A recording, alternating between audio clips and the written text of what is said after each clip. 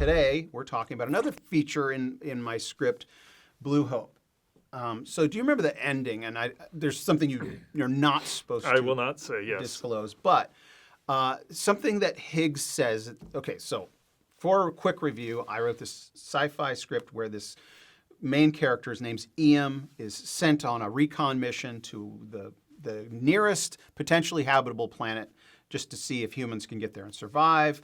There's an artificial intelligence that is designed to help him complete that mission, and the mission has changed, and the artificial intelligence has to kind of break the news to him.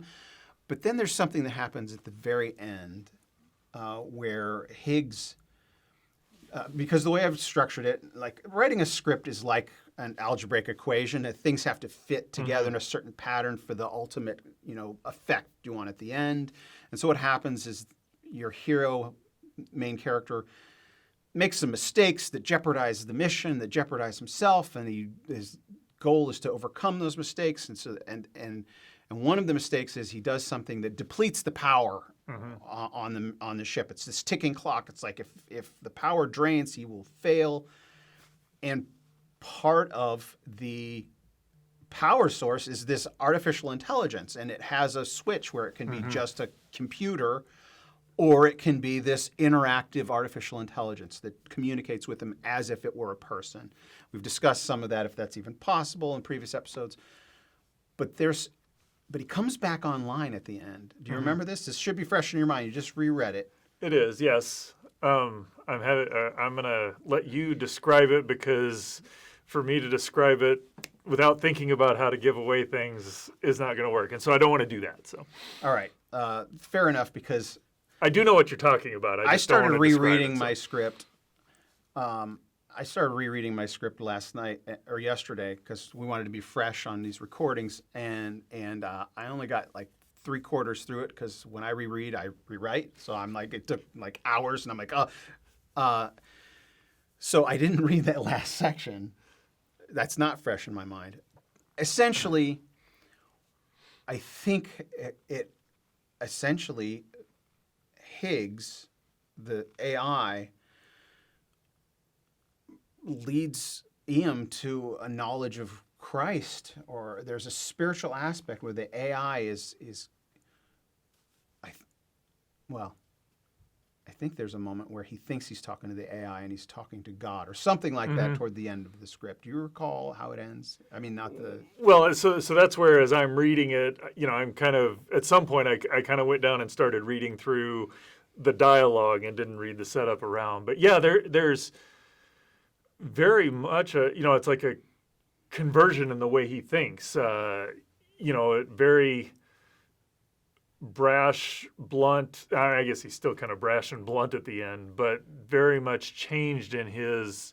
He fits into a bigger picture as opposed to being the be all and end all of life, if you will. So, and that bigger picture is there's a God who exists. So.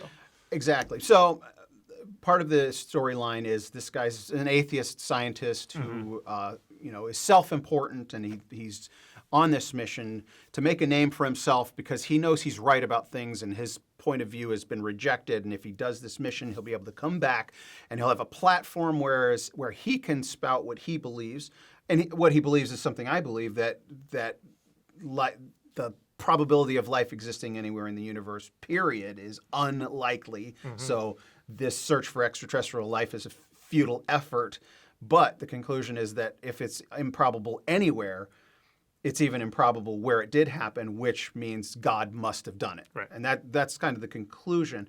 But he is engaged to a girl who's a Christian, and she believes that God put him in her life. And so that's a dynamic, this believer and this unbeliever, and she just believes that he's God's man for this mission and for her life, and it's all borne out that it was true through and he doesn't come to that conclusion until the very end, and he realized all of these things must have been orchestrated, and it's the AI that ultimately kind of puts the period on that for him. And, right.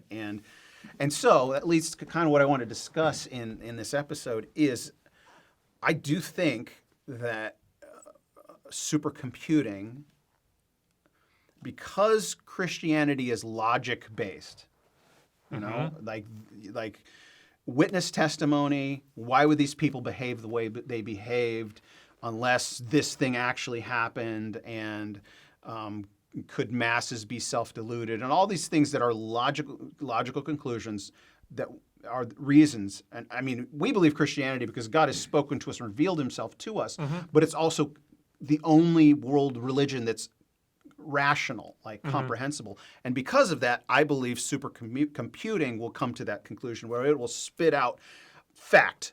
Jesus Christ, this historical person, rose from the dead.